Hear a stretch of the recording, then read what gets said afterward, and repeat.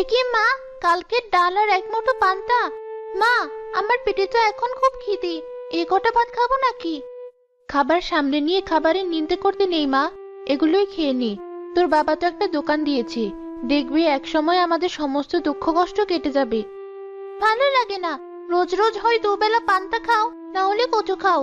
আমারও তো ইচ্ছে হয় একটু মাছ মাংস খেতে। সব সময় তো খাই খাই আসে কোথা থেকে তোর? এখন তো দুবেলা খাবার খেতে পাচ্ছিস, কদিন আগে তো সেটাও জুটতো না। মুখ বুজে খেয়ে নে। আহা গিন্নি, মেয়েটাকে এভাবে কেন বকছো?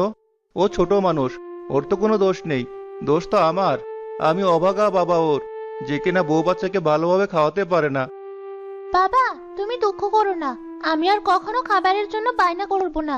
যখন যেটা খেতে দিবে আমি সেটাই খাবো। বউ, তুমি কটা মুখে দাও, এভাবে সামনে বসে আছো কেন? আমার পেটে খিদে নেই। তুমি তো জানো সকালে একটু পানি খেলে আমার পেট ভরে যায়। হ্যাঁ, সেটা তো খুব ভালো করেই জানি। এই সংসারে এসে তুমি কত কিছু ত্যাগ করলে। তোমার মতো একটা সংসারে বউ পেয়ে আমি নিজেকে খুব ভাগ্যবান মনে করি। সেসব কথা বাদ দাও। দোকানটার কি অবস্থা? বেচাকেনা কি বেড়েছে? এখন তো একটু দেখছি ভালো, আস্তে আস্তে হবে। সবে নতুন দোকান দিলাম, সময় তো একটু লাগবেই। আমাদের সমস্ত পুঁজি ওই দোকানে বসানো। জানি না সৃষ্টিকর্তা কপালে কি লিখে রেখেছেন। তবে যাই হোক, আমাদের সাথে মন্দ যেন না হয়।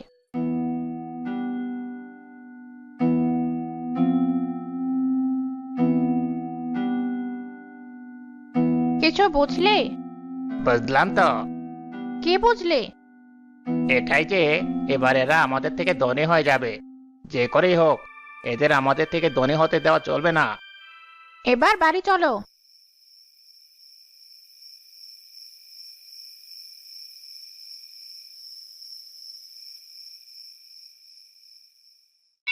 আর কত হাঁটবে? এত হাঁটলে তো পায়ে ব্যথা হয়ে যাবে। শেষে আমারই পা টিপে দিতে হবে। তোমার ওই মোটা মাথায় তো আর ভালো বুদ্ধি বের হবে না। ভাবতে দাও কি করে ওই দোকানটা দূর করা যায়।